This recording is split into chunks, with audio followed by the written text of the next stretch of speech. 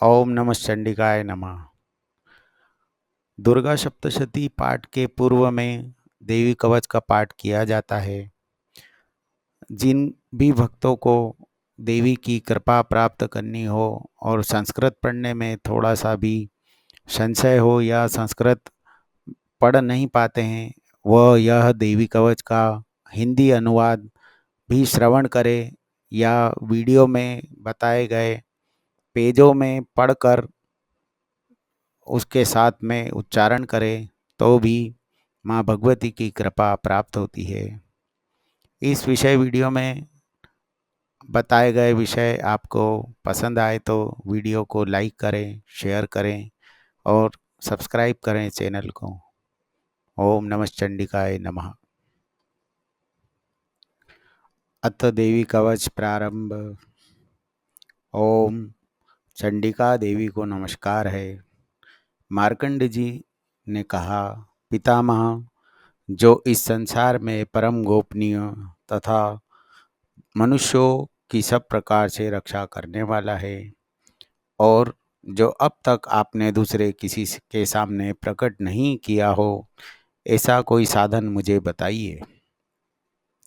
ब्रह्मा जी बोले, ब्राह्मण, ऐसा साधन तो एक देवी का कवच ही है, जो गोपनीय से भी परम गोपनीय, पवित्र तथा संपूर्ण प्राणियों का उपकार करने वाला है। महामुने, उसे श्रवण करो। देवी की 9 मूर्तियां हैं, जिन्हें नवदुर्गा कहते हैं। उनके पृथक पृथक नाम बतलाए जाते हैं।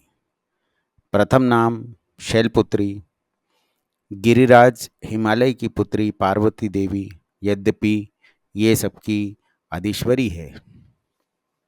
दूसरी मूर्ति का नाम ब्रह्मचारिणी, तीसरा स्वरूप चंडघंटा के नाम से प्रसिद्ध है। चौथी मूर्ति को कुष्मांडा कहते हैं। पांचवी दुर्गा का नाम स्कंद माता है। देवी के छठे रूप को कात्यायनी कहते हैं। सातवां कालरात्रि और आठवां स्वरूप महागौरी के नाम से प्रसिद्ध है। नवी दुर्गा का नाम सिद्धदात्री है। ये सब नाम सर्वज्ञ महात्मा वेद भगवान के द्वारा ही प्रतिपादित हुए हैं।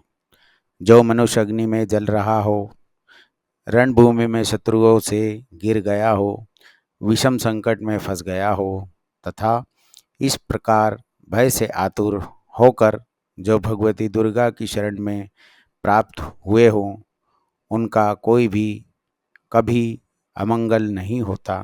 युद्ध के समय संकट में पड़ने पर भी उनके ऊपर कोई विपत्ति नहीं दिखाई देती, जिन्हें शोक, दुख और भय की प्राप्ति नहीं होती। जिन्होंने भक्तिपूर्वक देवी का स्मरण किया है, उनका निश्चय ही अभ्युदय होता है। देवेश्वरी, जो तुम्हारा चिंतन करते हैं, उनकी तुम निसंदेह रक्षा करती हो। चामुंडा देवी प्रेत पर आरूढ़ होती है, वाराही भैंसी पर सवार करती है। इंद्री का वाहन ऐरावत हाथी है। वैष्णवी देवी गरुड़ पर ही आसन जमाती है। माहेश्वरी वृषभ पर आरूढ़ होती है। कोमारी का वाहन मयूर है। भगवान विष्णु की प्रियतमा लक्ष्मी देवी कमल के आसन पर विराजमान है और हाथों में कमल धारण किए हुए है। वृषभ पर आरूढ़ ईश्वरी देवी ने श्वेत रूप धारण कर रखा है। ब्राह्मी देवी हंस पर बैठी हुई है और सब प्रकार के आभूषणों से विभूषित है। इस प्रकार ये सब माताएं सब प्रकार की योग शक्तियों से संपन्न है। इनके सिवा और भी बहुत से देवियां हैं, जो अनेक प्रकार के आभूषणों की शोभा से युक्त तथा नाना प्रकार के रत्नों से सुशोभित है। ये संपूर्ण देवियां क्रोध में भरी हुई है और भक्तों की रक्षा के लिए रथ पर बैठी दिखाई देती है। ये शंख, चक्र, गदा, शक्ति, हल और मूसल, खेटक, तोमर, परशु, पाश, कुंत, त्रिशूल एवं उत्तम धनुष आदि अस्त्र शस्त्र अपने हाथों में धारण करती है। दैत्यों के शरीर का नाश करना, भक्तों को अभय देना और देवताओं का कल्याण, यही उनके शस्त्र धारण करने का उद्देश्य है। महान रौद्र रूप, अत्यंत घोर पराक्रम, महान बल और महान उत्साह वाली देवी, तुम महान भय का नाश करने वाली हो, तुम्हें नमस्कार है। तुम्हारी ओर देखना भी कठिन है। शत्रुओं का भय बढ़ाने वाली जगदम्बिके, मेरी रक्षा करो। पूर्व दिशा में इंद्र की शक्ति मेरी रक्षा करे। अग्निकोण में अग्नि शक्ति, दक्षिण दिशा में वाराही तथा नेतृत्व कोण में खगधारिणी मेरी रक्षा करे। पश्चिम दिशा में वारुणी और वायव्य कोण में मृग पर सवारी करने वाली देवी मेरी रक्षा करे। उत्तर दिशा में कौमारी और ईशान कोण में शूलधारिणी देवी रक्षा करे। ब्रह्माणी, तुम ऊपर की ओर मेरी रक्षा करो और वैष्णवी देवी नीचे की ओर से मेरी रक्षा करो। इस प्रकार शव को अपना वाहन बनाने वाली चामुंडा देवी दसों दिशाओं में मेरी रक्षा करो। जया आगे से और विजया पीछे की ओर से मेरी रक्षा करे। वाम भाग में अजिता और दक्षिण भाग में अपराजिता रक्षा करे। उगोतिनी शिखा की रक्षा करे। उमा मेरे मस्तक पर विराजमान होकर रक्षा करे। ललाट में मालाधारी रक्षा करे और यशस्विनी देवी मेरी भौहों का संरक्षण करे। भौहों के मध्य भाग में त्रिनेत्रा और नथुनों की यम घंटा देवी रक्षा करे। दोनों नेत्रों के मध्य भाग में शंखिनी और कानों में द्वारवासिनी रक्षा करे। कालिका देवी कपोलों की तथा भगवती शांकरी कानों के मूल भाग की रक्षा करे। नासिका में सुगंधा और ऊपर के होठ में चर्चिका देवी रक्षा करे। नीचे के होठ में अमृत कला तथा जीवा में सरस्वती देवी रक्षा करे। कौमारी दांतों की और चंडिका कंठ प्रदेश की रक्षा करे। चित्रघंटा गले की, घाटी की और महामाया तालु में रहकर रक्षा करे। कामाक्षी ठोड़ी की और सर्वमंगला मेरी वाणी की रक्षा करे।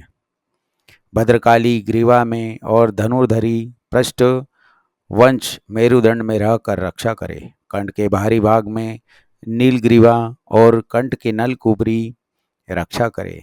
दोनों कंधों में खगिनी और मेरी दोनों भुजाओं की वज्रधारिणी रक्षा करे।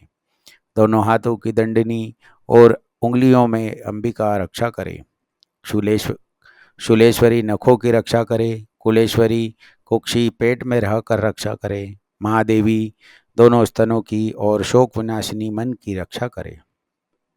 ललिता देवी हृदय में और शूलधारिणी उदर में रहकर रक्षा करे। नाभि में कामिनी और गुह्य भाग में गुहेश्वरी रक्षा करे। पूतना और कामिका लिंग की और महिषवानी गुदा की रक्षा करे। भगवती कटी भाग में और विंध्यवासिनी घुटनों की रक्षा करे। संपूर्ण कामनाओं को देने वाली महाबला देवी दोनों पिंडियों की रक्षा करे। नारसिंही दोनों घुंटियों की रक्षा करे और तेजसी देवी दोनों चरणों के पृष्ठ भाग की रक्षा करे। श्रीदेवी पैरों की उंगलियों में और तलवासिनी पैरों के तलुओं में रहकर रक्षा करे। अपनी दाढ़ों के कारण भयंकर दिखाई देने वाली दृष्टा कराली देवी नखों की और ऊर्ध्वकेशनी केशों की रक्षा करे। रोमावलियों के छिद्रों में कोबेरी और त्वचा की बागेश्वरी रक्षा करे। पार्वती देवी रक्त, मज्जा, वसा, मांस, हड्डी और मैदे की रक्षा करे। आंतों की कालरात्रि और पित्त की मुक्तेश्वरी रक्षा करे। मूलाधार आदि कमल कोशों में पद्मावती देवी और कफ में चूड़ामणि देवी स्थित होकर रक्षा करे। नख के तेज की ज्वालामुखी रक्षा करे। जिसका किसी भी अस्त्र से भेदन नहीं हो सकता, वह अभेदा देवी शरीर की समस्त संधियों में रहकर रक्षा करे। ब्रह्माणी, आप मेरे वीर की रक्षा करें। छत्रेश्वरी छाया की और धर्मधारिणी देवी मेरे अहंकार, मन और बुद्धि की रक्षा करे। हाथों में वज्र धारण करने वाली वज्रहस्ता देवी मेरे प्राण, अपान, व्यान, उदान और समान वायु की रक्षा करे। कल्याण से शोभित होने वाली भगवती कल्याण शोभना मेरे प्राण की रक्षा करे। रस, रूप, गंध, शब्द और स्पर्श, इन विषयों का अनुभव करते समय योगिनी देवी रक्षा करे। सत्गुण, रजोगुण और तमोगुण की रक्षा सदा नारायणी देवी करे। वाराही आयु की रक्षा करे, वैष्णवी धर्म की रक्षा करे तथा चक्रिणी, चक्र धारण करने वाली देवी यश, कीर्ति, लक्ष्मी, धन तथा विद्या की रक्षा करे। इंद्राणी, आप मेरे गोत्र की रक्षा करें। चंडिके, तुम मेरे पशुओं की रक्षा करो। महालक्ष्मी, पुत्रों की रक्षा करे और भैरवी पत्नी की रक्षा करे। मेरे पद की सुपथा तथा मार्ग की क्षेमकरी रक्षा करे। राजा के दरबार में महालक्ष्मी रक्षा करे तथा सब ओर व्याप्त रहने वाली विजया देवी संपूर्ण भयों से मेरी रक्षा करे। देवी, जो स्थान कवच में नहीं कहा गया है अतएव रक्षा से रहित है, वह सब तुम्हारे द्वारा सुरक्षित हो, क्योंकि तुम विजयशालिनी और पापनाशिनी हो। यदि अपने शरीर का भला चाहे तो मनुष्य बिना कवच के कहीं एक पग भी न जाए, कवच का पाठ करके ही यात्रा करे। कवच के द्वारा सब ओर से सुरक्षित मनुष्य जहाँ जहाँ भी जाता है वहाँ वहाँ उसे धन का लाभ होता है तथा संपूर्ण कामनाओं की सिद्धि करने वाली विजय की प्राप्ति होती है। वह जिस जिस अभिष्ट वस्तु का चिंतन करता है उसको निश्चय ही प्राप्त कर लेता है। वह पुरुष इस पृथ्वी पर तुलना रहित महान ऐश्वर्य का भागी होता है। कवच से सुरक्षित मनुष्य निर्भय हो जाता है। युद्ध भूमि में उसकी पराजय नहीं होती तथा वह तीनों लोकों में पूजनीय होता है। देवी का यह कवच देवताओं के लिए भी दुर्लभ है। जो प्रतिदिन नियम पूर्वक तीनों संध्याओं के समय श्रद्धा के साथ इसका पाठ करता है उसे देवी कला प्राप्त होती है तथा वह तीनों लोकों में कहीं भी पराजित नहीं होता। इतना ही नहीं, वह अपमृत्यु से रहित हो 100 से अधिक वर्षों तक जीवित रहता है। मकरी, चेचक, कोढ़ आदि उसकी संपूर्ण व्याधियां नष्ट हो जाती है। कनेर, भांग, अफीम, धतूरे आदि का स्थानवर विष, सांप और बिच्छू आदि के काटने से चढ़ा हुआ जंगम विष तथा हनीफे और तेल के संयोग आदि से बनने वाला कृत्रिम विष, ये सभी प्रकार के विष दूर हो जाते हैं, उनका कोई असर नहीं होता। इस पृथ्वी पर मारण मोहन आदि जितने अभिचारिक प्रयोग होते हैं तथा इस प्रकार के जितने मंत्र यंत्र होते हैं वे सब इस कवच को हृदय में धारण कर लेने पर उस मनुष्य को देखते ही नष्ट हो जाते हैं। यही नहीं, पृथ्वी पर विचरने वाले ग्राम देवता, आकाशचारी देव विशेष, जल के संबंध से प्रकट होने वाले गण, उपदेश मात्र से सिद्ध होने वाले निम्न कोटि के देवता, अपने जन्म के साथ प्रकट होने वाले देवता, कुल देवता, माला आदि, डाकिनी, शाकिनी, अंतरिक्ष में विचरण करने वाली अत्यंत बलवती भयानक डाकिनियाँ, ग्रह, भूत, पिशाच, यक्ष, गंधर्व राक्षस, ब्रह्म राक्षस, बेताल, कुष्मांड और भैरव आदि अनिष्टकारक देवता भी हृदय में कवच धारण किए रहने पर उस मनुष्य को देखते ही भाग जाते हैं। कवचधारी पुरुष को राजा से सम्मान वृद्धि प्राप्त होती है। यह कवच मनुष्य के तेज की वृद्धि करने वाला और उत्तम है। कवच का पाठ करने वाला पुरुष अपनी कीर्ति से विभूषित भूतल पर अपने सुयश के साथ साथ वृद्धि को प्राप्त होता है।